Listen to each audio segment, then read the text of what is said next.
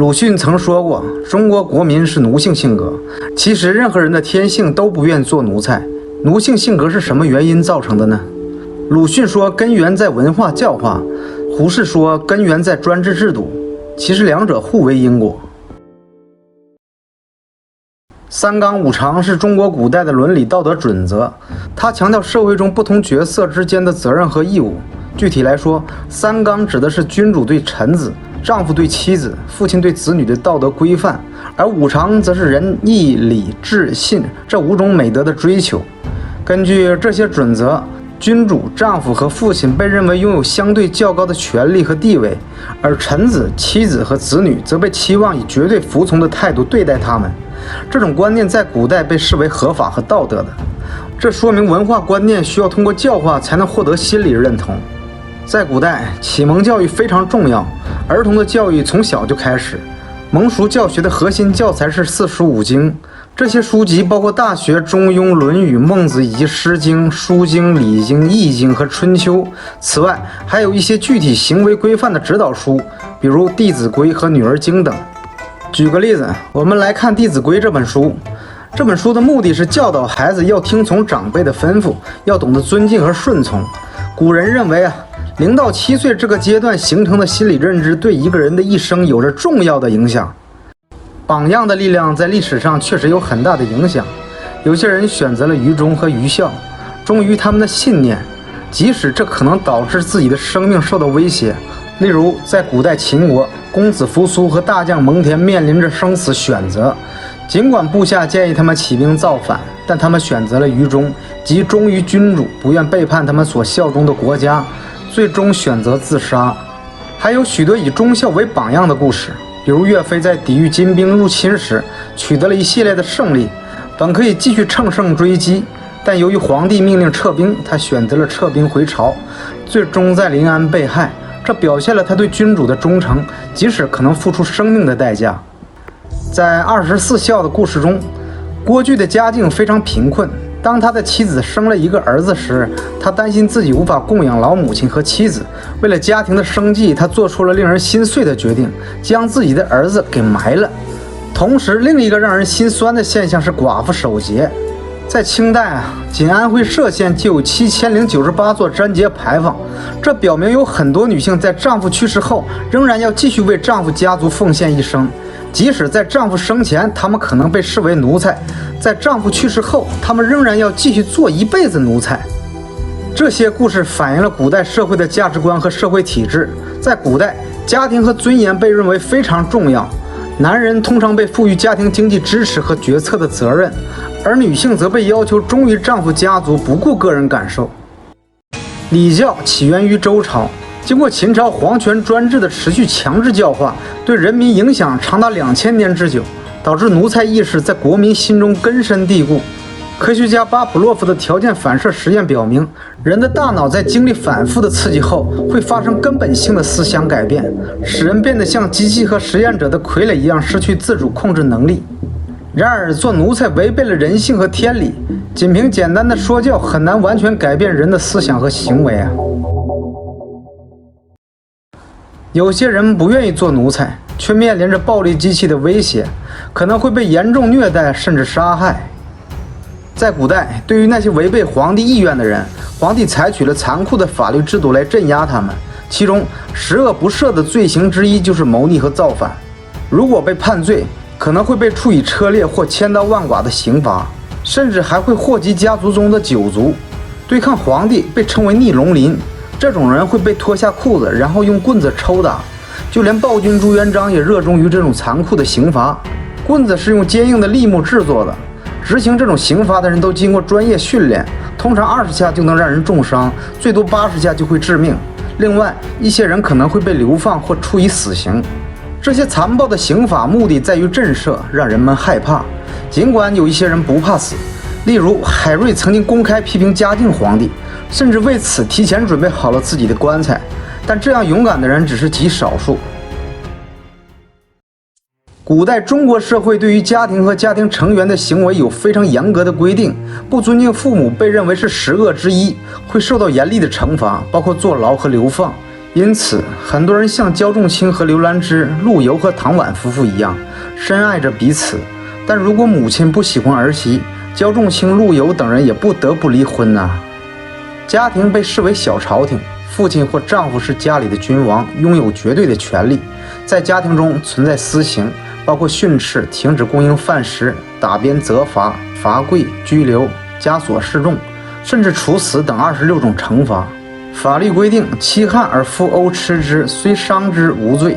这是允许丈夫家暴而不受惩罚，而妻殴夫乃为利妾。如果女人敢打丈夫，就会被降级为奴才或仆人。对于女人的不忠行为，法律规定了残酷的刑罚，如切断手指、浸入猪笼，甚至更加残忍的骑木驴等。这样严苛的法律和社会规范造成了家庭成员之间的奴性，因为人们一直被灌输着这些惩罚和恐惧的观念，导致了一种条件反射的自动想法。心理学研究确实表明，经常接受特定的语言和对刑罚的恐惧会对个人的思维和行为产生深远的影响。这种情况类似于洗脑，当这些信息持续输入我们的大脑时，我们会形成一种自动想法，就像条件反射一样。因此奴性就是这样炼成的。鲁迅先生曾用哀其不幸，怒其不争来形容那些受奴役之苦的人，暗示他们的不幸和缺乏抗争的勇气。但实际上，在强权专制的环境下，如果你尝试抗争一下，会发现情况并不容易。比如在清朝光绪初年，四川眉山县的官吏每年都在收取税粮时做手脚，通过在秤砣上加铜块来多收百姓的税粮。此外，还会在国家规定的正税之外，私自向每户人家多收1钱8分银子，这些钱都进了官吏的腰包。这种恶劣的情况持续了20多年，百姓生活在极度的困苦之中，但他们敢怒不敢言呐。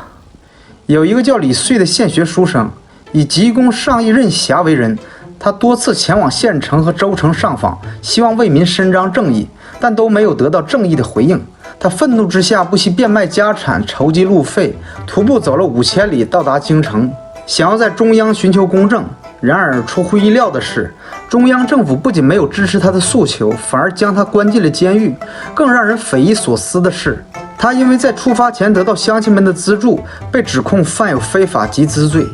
这个事件让其他人感到害怕，不敢再冒头抗争，反而总结出一种奴才哲学：官官相护，民不与官斗，出头的船子先烂，屈死不告状。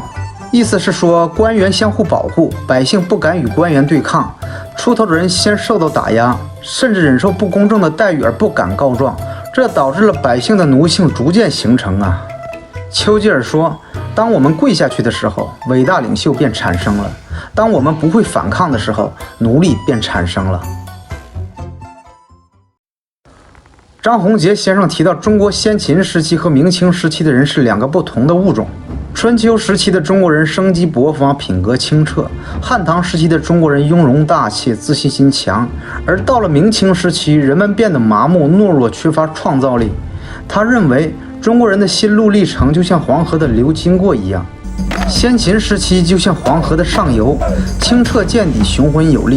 汉唐时期就像黄河的中游，虽然带有泥沙，但仍有波涛汹涌，气势如虹；而明清时期则是黄河的下游，泥沙浑浊太多，导致常常断流，甚至奄奄一息，陷入穷途末路。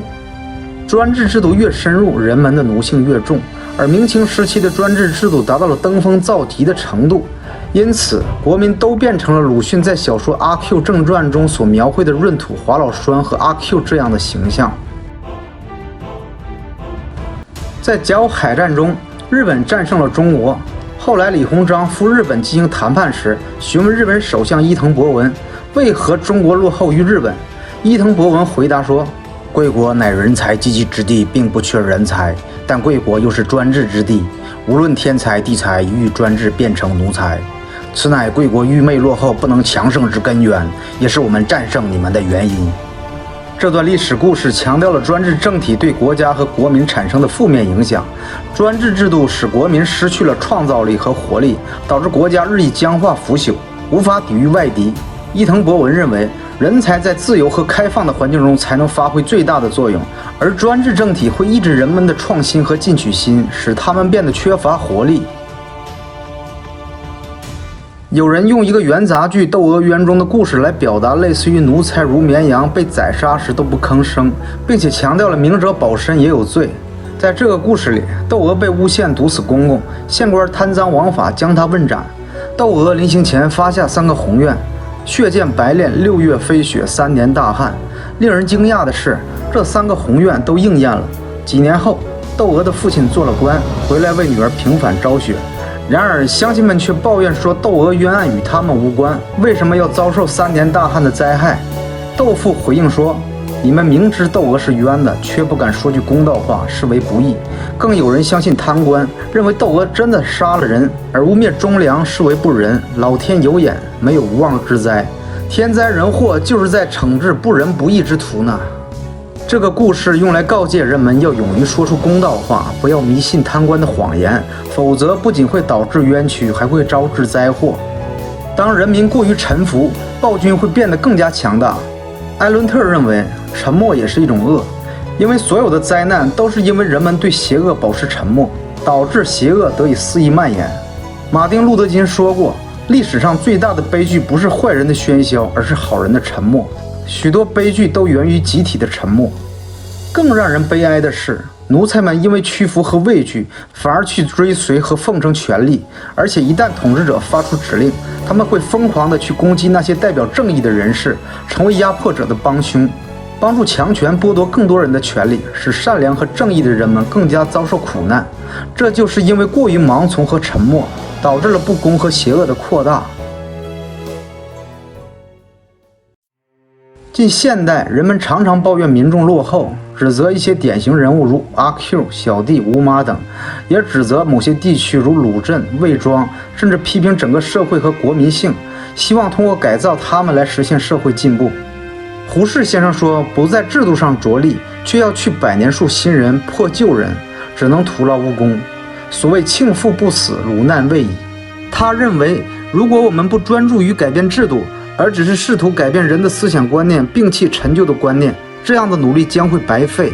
如果庆父还没有死去，那么鲁国的困难就还没有解决。这句话告诉我们，如果不解决问题的根源，那么问题就会一直存在。邓小平也曾说过，制度好，坏人可以做好事；制度不好，好人也会变坏人。综上所述，奴才心态在中国历史中的形成和文化教化和专制制度密不可分。改变奴性需要培养新一代的品质，同时进行制度改革，以赋予国民更大的自由和活力，促进社会的进步和公正。